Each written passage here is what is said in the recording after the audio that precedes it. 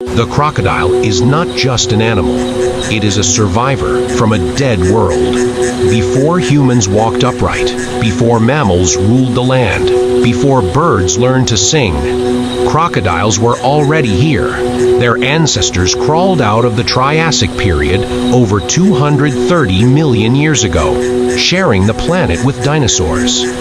When the dinosaurs burned, froze, and vanished, the crocodile stayed. Its body plan was already perfect. Evolution didn't need to fix it, only sharpen it. These ancient predators descend from archosaurs, the same lineage that gave rise to dinosaurs and birds. But while their cousins chased speed and flight, crocodiles perfected patience, stillness, ambush, absolute control. What you see today is almost identical to what hunted prehistoric rivers millions of years ago, and that should terrify you. Crocodiles reproduce with a brutality and precision that mirrors their ancient roots. During mating season, males bellow so deeply that the vibrations ripple through the water like underwater earthquakes. Females choose dominance, size, power. The winner earns the right to pass on its genes. Eggs are laid in carefully constructed nests of mud and vegetation. And, unlike most reptiles, crocodile mothers stay. They guard the nest violently, attacking anything that comes close. Lions, hyenas, humans. When the eggs hatch, the mother gently carries her young in her jaws, those same jaws capable of crushing bone, and places them into the water. It's one of nature's most chilling contrasts, tenderness wrapped in a weapon. But don't mistake protection for mercy. Crocodiles are cannibals. The weak are eaten. The slow are consumed. Even siblings aren't safe. In droughts or territorial disputes, adults will kill and eat juveniles without hesitation. Survival belongs only to the strongest. This is not cruelty. This is efficiency.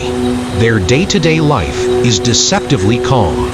Crocodiles spend hours, sometimes days, motionless, heart rate slowed, muscles relaxed, eyes just above the surface. They are calculating every ripple, every vibration. When they move, it's explosive. A crocodile can launch its entire body out of the water in a fraction of a second, delivering one of the most powerful bite forces ever recorded, over 3,700 pounds per square inch. That's stronger than a great white shark, stronger than a lion, stronger than steel restraints. Once they bite, they don't let go. They perform the infamous death roll, spinning violently to tear flesh from bone. Limbs are removed.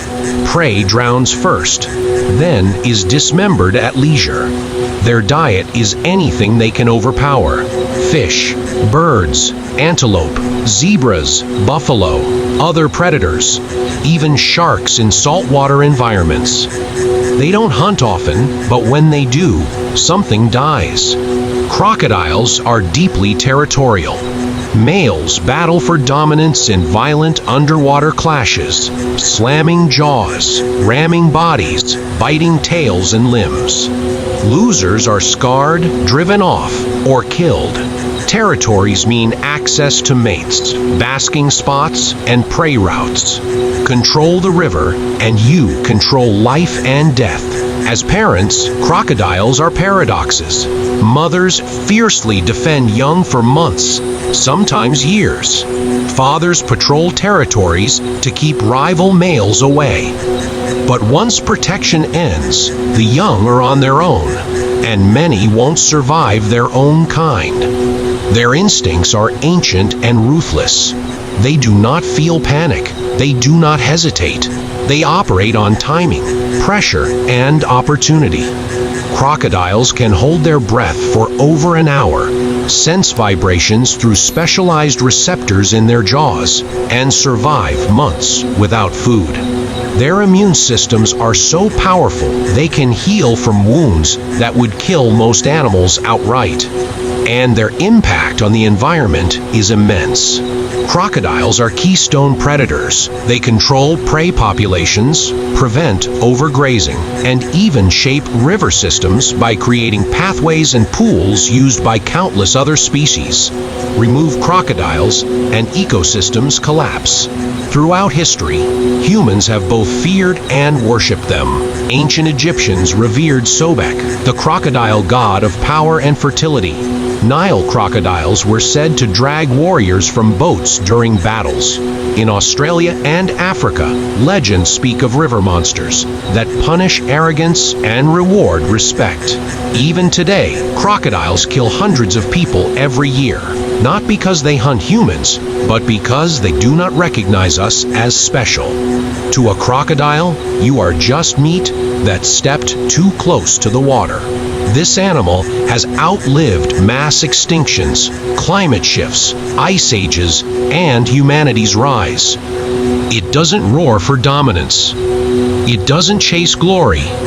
It waits, silent, ancient, watching. And long after we're gone, the crocodile will still be here. In the blackened silence of the open ocean, where sunlight dissolves into ink and the world seems to hold its breath, a living ember drifts through the dark. It does not roar. It does not hunt with teeth or claws. And yet, it is as alien as anything ever imagined. This is the bloody comb jelly, a creature so delicate it appears woven from glass, and so ancient it predates the rise of dinosaurs, forests, and even the first backboned fish. Its body is nearly invisible, a translucent lantern shaped by the patient hands of evolution. Along its length run 8 shimmering rows of cilia, microscopic oars beating in flawless coordination. They refract the faintest light into rippling rainbows, transforming motion into a living prism. Each pulse sends it forward without urgency, without wasted effort, as though the ocean itself is carrying a thought. But beneath that fragile elegance lies a predator older than time. The bloody comb jelly belongs to the phylum Ctenophora, a lineage that may represent one of the earliest branches of the animal family tree.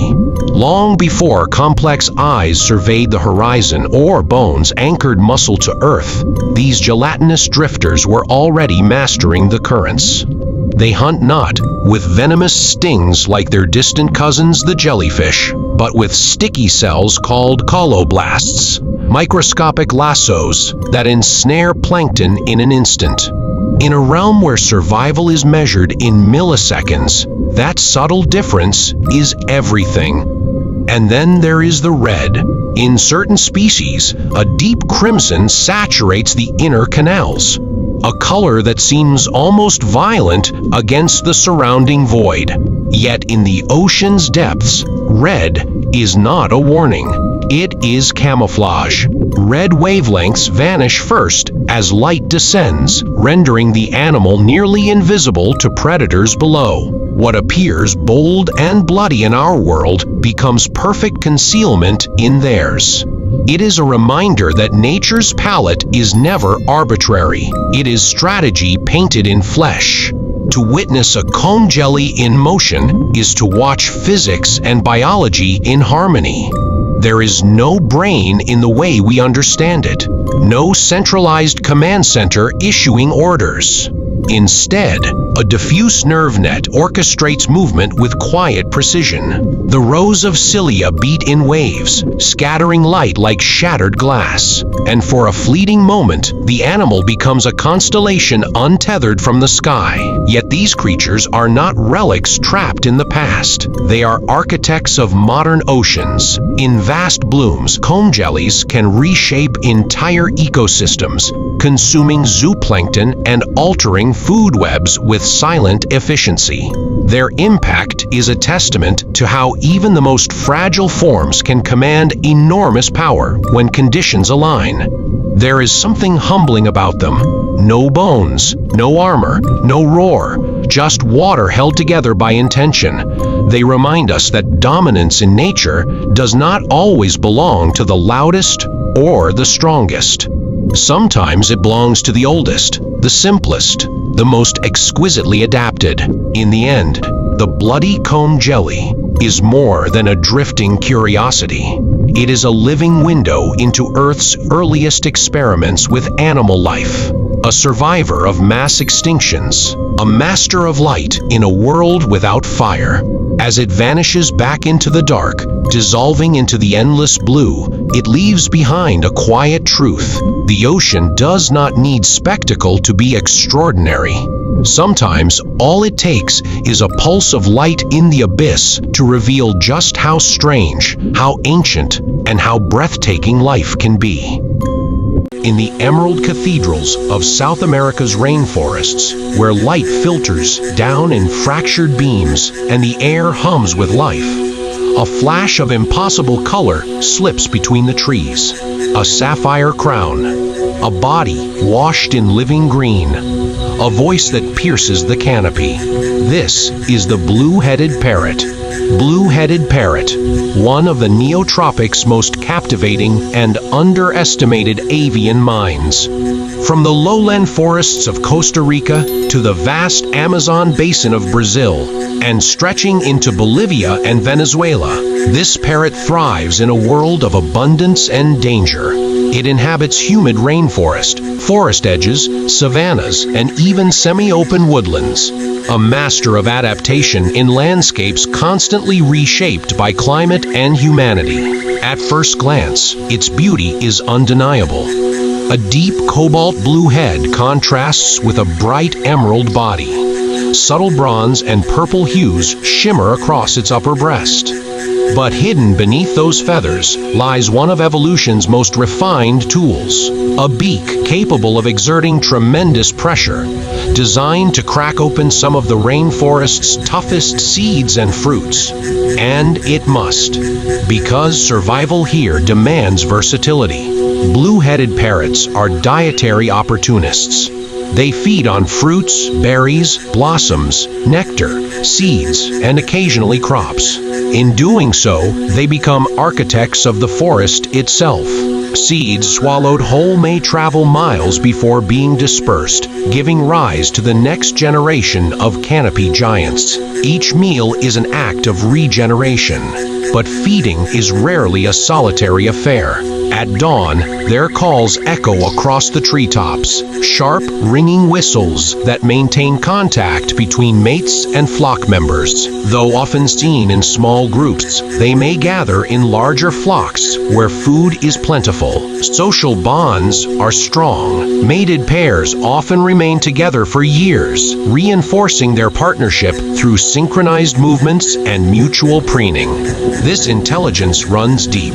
Like many parrots, the blue-headed parrot possesses advanced cognitive abilities, problem-solving, memory, social learning, all part of a brain built for complexity. Studies of related Pioneus species reveal strong spatial memory, allowing individuals to recall fruiting trees across vast territories. In a forest where resources change with the seasons, memory is survival. When breeding season arrives, typically timed with peak food availability, pairs seek out tree cavities, often abandoned woodpecker holes or natural hollows high above the forest floor. There, the female lays 2 to 4 eggs. She incubates them for nearly 4 weeks while the male stands guard and delivers food. For the chicks, life begins in darkness. Blind and featherless, they depend entirely on their parents. But within weeks, pin feathers erupt, eyes open, and the cavity fills with soft, insistent calls. After roughly 8 weeks, they fledge, launching into a world of aerial acrobatics and constant learning. Flight is both freedom and defense. In the wild, blue-headed parrots may live over 25 years. Their longevity demands caution. Raptors patrol the skies. Arboreal predators stalk the branches. Vigilance is constant. Their cryptic green plumage blends seamlessly with leaves, while their swift, direct flight carries them across clearings in seconds. Yet perhaps their greatest defense is awareness. They are sentinels of the canopy, often among the first to raise alarm at disturbance. Their sharp calls ripple through the forest like an early warning system, alerting countless other species. Despite their adaptability, they are not invincible. Habitat loss across the Amazon and Central America continues to reshape their world. Deforestation fragments the ancient corridors they rely on for seasonal movement. The pet trade has also placed pressure on some populations, drawn by their intelligence and striking beauty. Yet for now, the blue-headed parrot remains widespread, a resilient symbol of the rainforest's vitality. Watch closely, and you'll see more than a colorful bird. You'll see a seed disperser shaping entire ecosystems, a lifelong partner reinforcing complex social bonds, a strategist navigating a three-dimensional world, a survivor in one of the most competitive habitats on Earth. As twilight settles and the forest exhales into evening, flocks gather at communal roosts. One by one, blue crowns vanish into the canopy shadows. The calls soften. The rainforest dims. But at first light, when mist clings to the treetops and the sun ignites the green world once more, a flash of sapphire will streak across the sky, a reminder that intelligence, beauty, and resilience are not human traits alone. They are written in feathers and in the endless breathing heart of the rainforest. The blue-headed parrot endures. When you think of flamingos, you probably think of pink, elegance, maybe a lawn ornament standing in someone's yard. But that bird is actually an ancient survivor, a chemical miracle, a social genius, and one of the most misunderstood animals on Earth.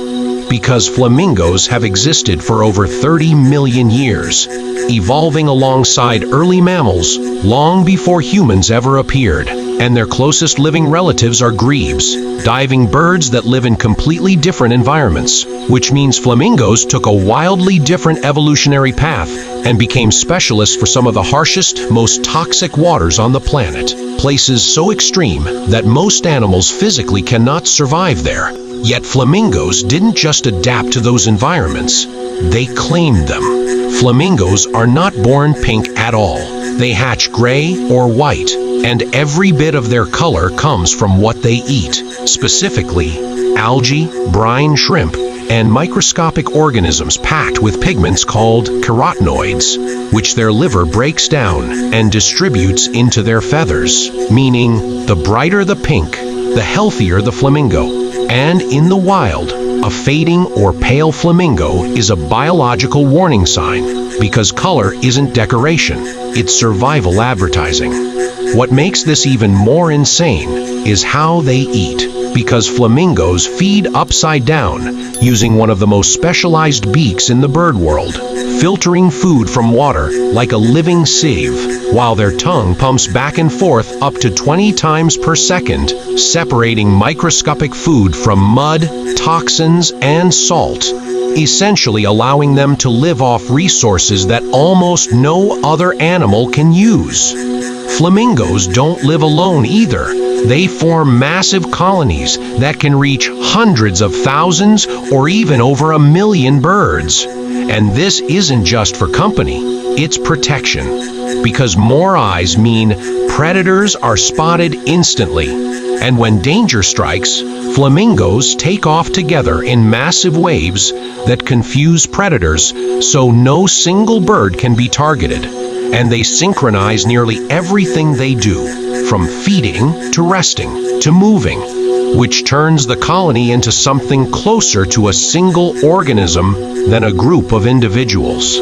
Their famous dances aren't random or just for show either, because flamingos perform synchronized courtship displays to test health, coordination, and commitment. And many flamingos form long-term pair bonds where both parents share responsibility equally, building mud nests, protecting their egg, and raising their chick together, which makes flamingo parenting one of the strongest examples of cooperation in the bird world. When a flamingo chick hatches, it looks nothing like its parents, and instead of instantly feeding on algae, it drinks something called crop milk, a nutrient-rich, protein-packed secretion produced by both parents, not just the mother, allowing the chick to grow rapidly in environments that would otherwise be impossible to survive in. And only over time does the chick slowly earn its iconic pink color. Flamingos are also built to withstand conditions that would kill most animals, because they can drink boiling hot, salt-saturated, toxin-filled water. Their legs are covered in specialized skin that resists extreme salinity and chemical burns, and they can sleep standing on one leg to conserve body heat and energy, essentially entering a biological power-saving mode.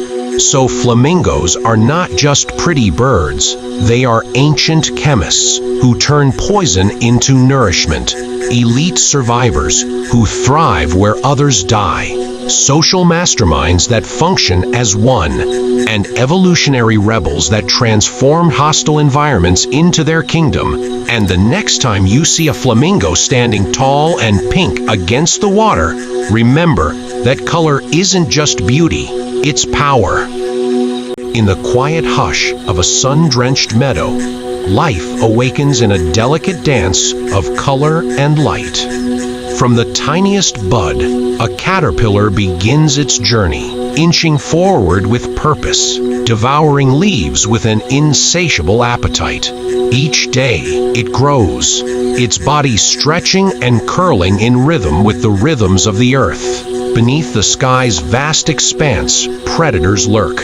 Yet this small creature moves with a persistence that defies its size. As it reaches the end of its larval stage, a profound transformation begins, hidden beneath a silken chrysalis. Inside, the caterpillar's world dissolves, and a new form takes shape in secret, a miracle of evolution unfolding without a sound. Weeks pass, and the world outside continues unaware of the marvel concealed within fragile walls. Then, one morning, the chrysalis trembles, a silent signal of life ready to emerge. A fragile wing pushes through the hardened shell, glistening with the dew of dawn. The butterfly unfurls slowly, revealing colors more vivid than the most brilliant flowers around it. Its wings are a mosaic of pigments and patterns, each scale reflecting the light like a jewel in motion. With the first tentative flap, it rises, leaving behind the remnants of its past life. Air flows over delicate wings, teaching balance and grace in every movement. The butterfly's world is vast, yet it travels with a purpose, guided by instinct and the unseen forces of nature. It lands upon a flower, its feet barely touching the petals as it sips the nectar that fuels its fragile body. The scent of blossoms and the hum of pollinators fill the meadow, each organism playing its part in a complex web of life. Every wing beat stirs the air, creating ripples that connect predator and prey, flower and pollinator, life and survival. Across forests and fields, the butterfly's journey is both ordinary and extraordinary, a fleeting testament to resilience. Some species migrate thousands of miles, tracing invisible pathways beneath the sun and stars, navigating with precision no human compass could replicate. Along riverbanks, through open plains, and over mountain ridges, these travelers persist, their wings beating in synchrony with the rhythm of the earth. Predators watch from shadows, yet the butterfly's brilliance often confuses, distracts, and sometimes survives against impossible odds. In tropical rainforests, colors explode in every direction, and here, butterflies display the full spectrum of evolution's palette. Blue morphos shimmer like liquid sapphire, while monarchs trace familiar migratory routes passed down through countless generations. Each species carries a story written in scales, in flight, in the delicate structures that allow air and sunlight to shape movement. The life of a butterfly is ephemeral, yet within its brief span, it accomplishes feats that inspire wonder and admiration. Courtship begins with the flutter of wings, a ritual as old as time, where colors, patterns, and motion communicate intentions beyond words. Mating pairs engage in aerial dances, weaving between flowers and sunlight in a choreography perfected over eons. Eggs are laid with precision upon carefully chosen leaves, each one a potential future, a continuation of an ancient cycle. Predators, parasites, and the environment shape survival, yet nature persists, and life finds a way to endure. In gardens, meadows, and wild spaces, butterflies remind us that beauty and fragility often coexist with strength and resilience. Through rain and wind, through heat and frost, these creatures endure, a testament to evolution's ingenuity. Every flutter tells a story of transformation, of vulnerability turned into grace, of life celebrated in motion. Scientists study their behaviors, uncovering secrets of navigation, adaptation, and survival, revealing that even the smallest wings can carry profound lessons. Children gaze in wonder, adults pause in reflection, and all who witness their flight are reminded of the intricate poetry of nature. In the silence between moments, the butterfly's journey continues, a fleeting presence that leaves an indelible mark on the soul. As sunlight fades into evening, colors deepen, and wings rest upon petals and leaves, gathering strength for the next day. Night brings quiet, yet the meadow remains alive with the whispers of the natural world, a symphony of creatures, insects, and the wind through grass. The butterfly sleeps lightly, sheltered yet alert, its body tuned to the rhythms of life and survival. With dawn comes awakening, the cycle beginning anew, wings stretching toward the sky, ready for another day of exploration. Each flight, each sip of nectar, each moment in the sun is a celebration of existence itself. Through forests, fields, mountains, and rivers, the butterfly's journey continues, an eternal testament to transformation, resilience, and beauty. In the end, it is not just a creature, but a living symbol, a reminder that even the smallest and most fragile beings leave a profound impact on the world around them. And as we watch, captivated by its grace, we are drawn into the larger story of life, a story as ancient as the earth, yet unfolding anew with every delicate wing beat. In the quiet hush of a sun-drenched meadow, the butterfly rises once more, a fleeting miracle that reminds us of the wonder in every living thing. Long before humans ever named butterflies, before flowers looked the way they do today, the ancestors of the swallowtail caterpillar were already crawling across ancient Earth, evolving alongside the earliest flowering plants over 100 million years ago. These caterpillars are living relics of deep time, descendants of some of the first insects to form tight evolutionary partnerships with plants, shaping each other's survival through millions of years of adaptation. What you are watching is not just a caterpillar, but a biological masterpiece refined by evolution, engineered for growth, defense, and eventual transformation into one of nature's most elegant flyers. Swallowtail caterpillars spend nearly their entire lives eating, converting leaves into stored energy with astonishing efficiency, as they prepare for one of the most dramatic transformations in the animal kingdom. They specialize in plants like parsley, dill, fennel, and wild carrot, absorbing not only nutrients, but also chemical compounds that make them distasteful or toxic to predators later in life.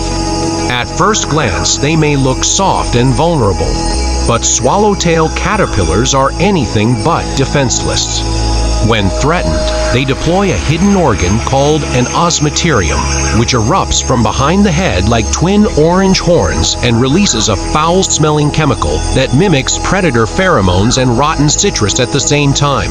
Their bright green bodies, bold stripes, and false eye markings are not decoration, but visual warnings designed to confuse birds and signal danger. Every moment of feeding fuels a biological countdown toward metamorphosis, as hormones quietly prepare the caterpillar's body for a complete internal demolition and rebuild. When the time comes, the caterpillar forms a chrysalis and dissolves itself from the inside, breaking down muscles, organs, and tissues into a nutrient-rich soup. From that chaos, clusters of specialized cells called imaginal discs reconstruct the body into something entirely new, complete with wings, compound eyes, and reproductive organs.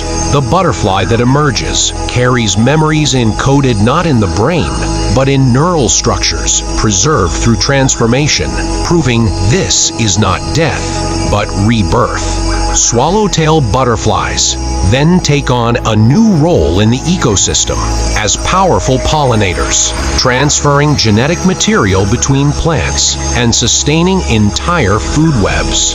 As caterpillars, they shape plant populations and feed birds, reptiles, and insects, while as butterflies, they fuel pollination and biodiversity across landscapes. This single creature connects ancient history, chemical warfare, architectural biology, and ecological balance into one extraordinary life cycle.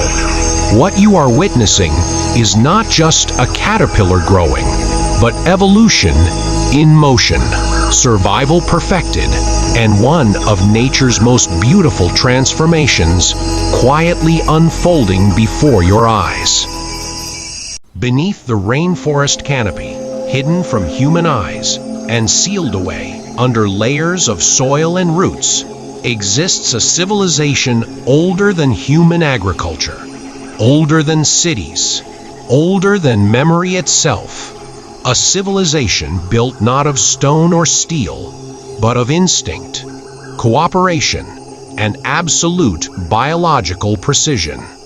As the morning mist drifts through towering trees and sunlight cuts through the green ceiling above, endless lines of ants march across the forest floor, each one carrying a fragment of leaf many times its own weight, forming living highways that stretch from the treetops down into the earth itself. These are leafcutter ants, and despite their size, they are among the most powerful and influential organisms on the planet, shaping entire ecosystems through sheer collective force. A single ant appears insignificant, fragile, and easily crushed, but together, millions of individuals merge into something far greater than the sum of their parts, forming what scientists call a superorganism, a living entity made not of cells, but of ants, all functioning as one body with a single purpose: survival. Inside a mature colony, there can be up to 8 million individuals, each born into a predetermined role that it will perform for its entire life. Not chosen, not learned, but decided before it ever takes its first breath. There are no leaders issuing commands, no generals directing troops, and no farmers planning harvests. Yet everything happens with terrifying efficiency. Smaller workers remain deep underground, tending to the heart of the colony, while medium-sized workers venture out into the forest to harvest leaves. And massive soldiers with oversized jaws stand guard at the entrances, prepared to sacrifice themselves without hesitation if the colony is threatened. This is not chaos, and it is not coincidence, but evolution refined over tens of millions of years, producing one of the most sophisticated societies Earth has ever known. When leafcutter ants begin their harvest, the forest itself bears witness to their power, as entire trees can be stripped bare in a single night, their once lush canopies reduced to naked branches under the relentless advance of thousands of tiny jaws. Each ant grips the edge of a leaf and slices through plant tissue using jaws that vibrate at astonishing speed, cutting with a precision that rivals industrial tools. The sight is mesmerizing, almost hypnotic, as green fragments rain down and are immediately lifted and carried away in perfect formation. Yet the greatest revelation lies in what happens next, because despite their name and their relentless harvesting, leafcutter ants do not eat the leaves they collect, not even a single bite. Every fragment of vegetation is carried deep underground into vast chambers hidden beneath the soil, where the true foundation of the colony is revealed. Here, in carefully controlled environments, the ants cultivate fungus gardens, living farms that stretch through interconnected tunnels like underground cities.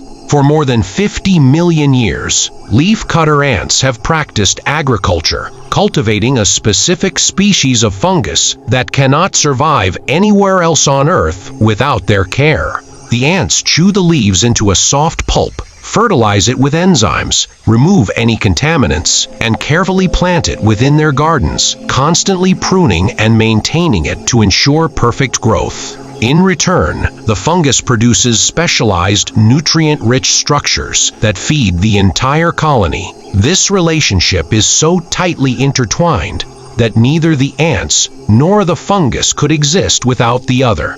A perfect example of coevolution driven by survival rather than choice. From the moment an ant is born, its fate is sealed by the colony's needs. Larvae fed small amounts of nutrients become tiny workers destined to live their lives in darkness, tending fungus and cleaning tunnels, while those given richer diets grow larger, becoming harvesters or soldiers built for strength and defense. None of them will ever reproduce, none of them will ever leave the colony behind, and all of them exist solely to serve something greater than themselves.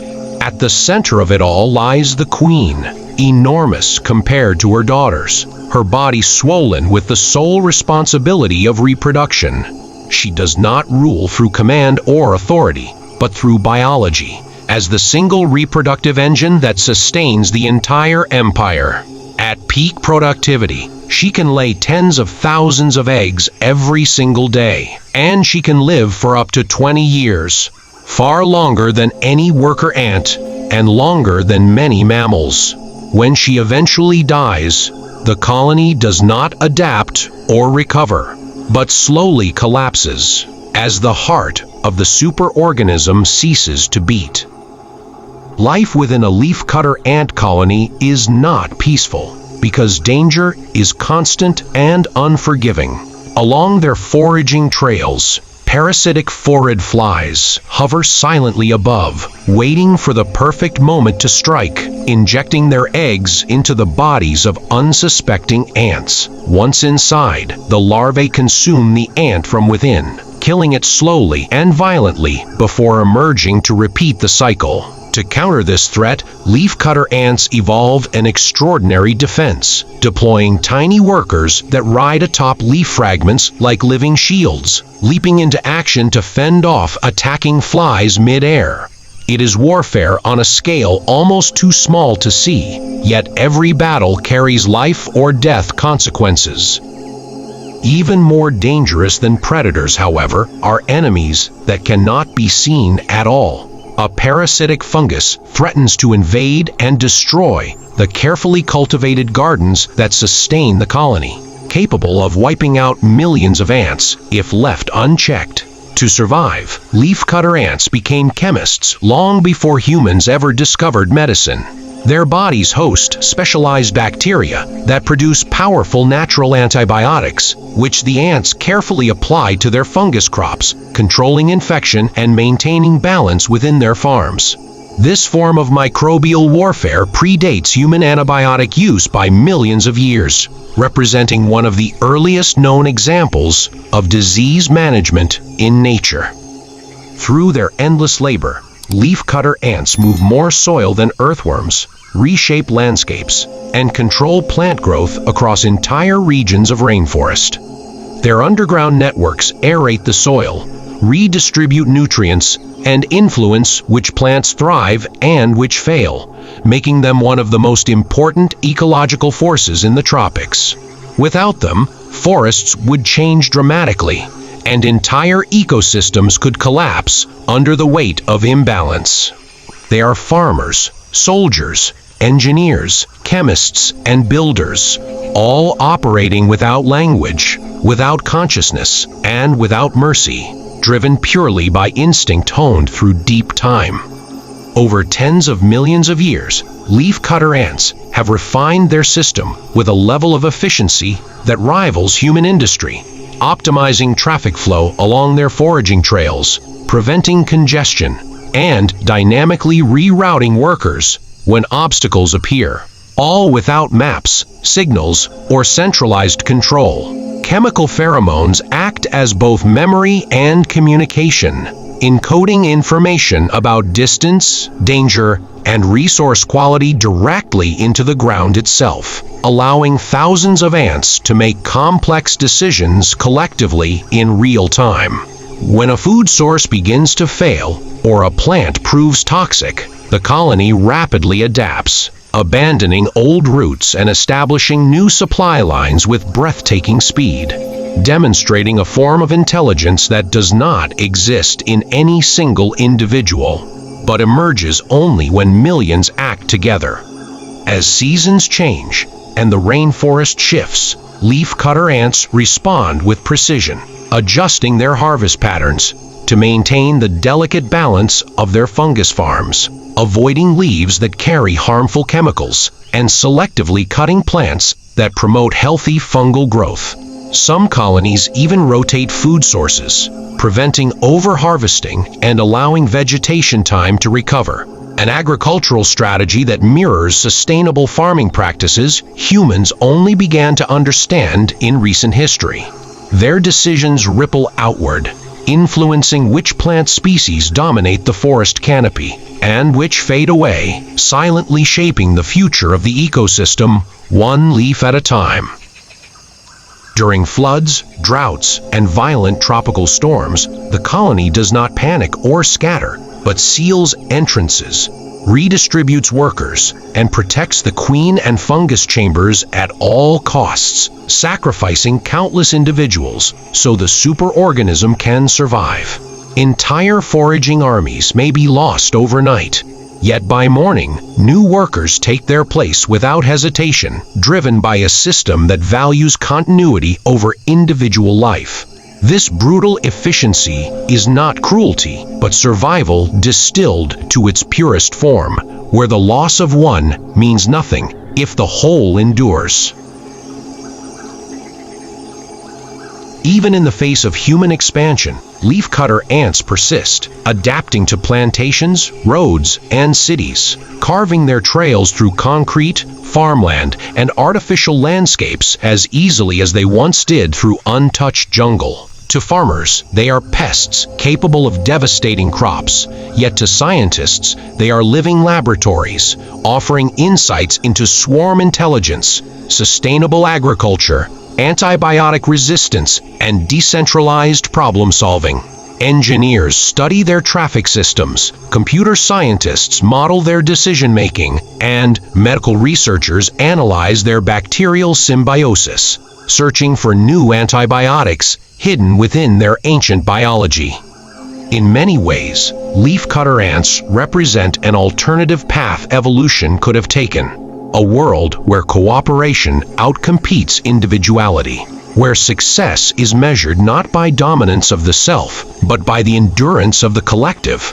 They remind us that intelligence does not always think, does not always plan, and does not always know it exists, yet can still reshape continents, alter climates, and persist for millions of years without ever slowing down. So the next time you walk through a forest and feel the solid ground beneath your feet, remember that below the surface lies an ancient empire, unseen yet unstoppable, a civilization that mastered agriculture before humans existed, survived mass extinctions, outlived empires, and continues to dominate the natural world through cooperation alone.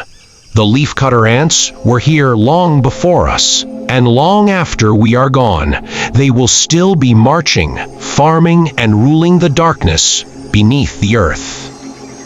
Before there were forests, before dinosaurs walked the land, before humanity ever dreamed of stars, there was this, an invisible universe, a drifting empire, a living tide so vast, so powerful, that without it, Earth would collapse. What you're seeing right now may look small, fragile, almost insignificant, but these creatures, zooplankton, are the foundation of life on this planet. They are not background noise. They are not filler in the ocean. They are the ocean's heartbeat. Zooplankton are animals that drift, not because they are weak, but because the ocean itself is their highway. Some are born microscopic and die microscopic. Others begin life smaller than a grain of sand and grow into the largest animals to ever exist. Every whale, every coral reef, every fish you've ever admired, all of them begin here. Zooplankton are larvae, hunters, grazers, parasites, warriors, and ghosts.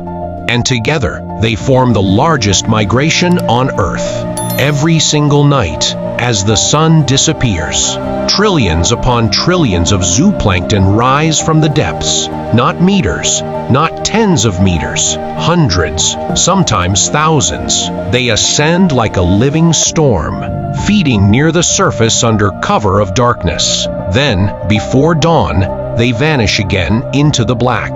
This daily vertical migration outweighs all land migrations combined. Wildebeest, caribou, birds, not even close.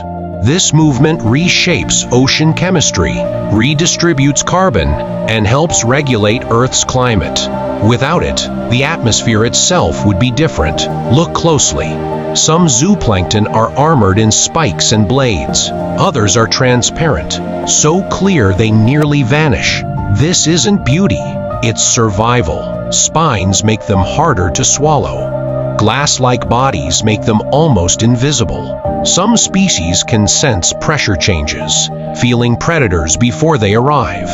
Others glow. Bioluminescence isn't decoration, it's a language of survival. Zooplankton flash to confuse attackers, signal distress, or erase their silhouette by matching moonlight from above. Entire stretches of ocean ignite blue when disturbed, not because of magic, but because life is screaming in light. In a single liter of seawater, there can be thousands of living animals, each glowing, feeding, reacting. The sea is never empty. It is crowded beyond comprehension. Blue whales, the largest animals to ever live, survive almost entirely on zooplankton. A single whale can consume over 4 tons a day. That means these drifting animals fuel hearts the size of cars, tongues that weigh as much as elephants, and migrations across entire oceans. No zooplankton, no whales, no whales, a broken ocean. Zooplankton are not one thing.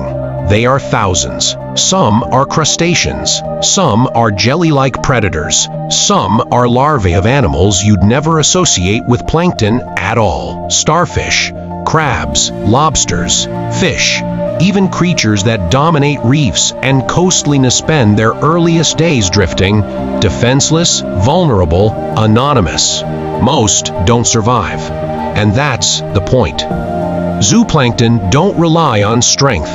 They rely on overwhelming probability. Millions are born so that a handful may live. This fuels the entire marine food web, from filter feeders to apex predators. It is brutal. It is efficient. It is perfect. Here's something few people realize. Zooplankton help regulate Earth's oxygen and carbon cycles. They eat phytoplankton, microscopic plants that produce over half the oxygen you breathe. When zooplankton feed and then sink or are eaten, carbon is dragged into the deep ocean, locked away for centuries.